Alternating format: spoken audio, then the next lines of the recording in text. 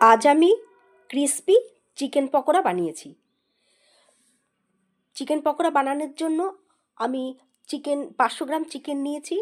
সেই চিকেনকে আমি মাঝারি সাইজ মতন কেটে তার মধ্যে আমি 2 চামচ রসুন বাটা, 2 চামচ আদা বাটা, 2 চামচ কাঁচা লঙ্কা বাটা, আর রং হওয়ার জন্য আমি 2 চামচ পাকা লঙ্কা বাটা দিয়েছি, আর 1.5 চামচ টক দই, আর 1 চামচ কসুরি মেথি, সেটাকে হাতে একটু ঘষে নিয়ে দিয়েছি, আর ক্রাশ করা গোটা ধনে আর আজওয়াইন মিশিয়ে আমি 7-8 মিনিট বিশ্রামে রেখেছি।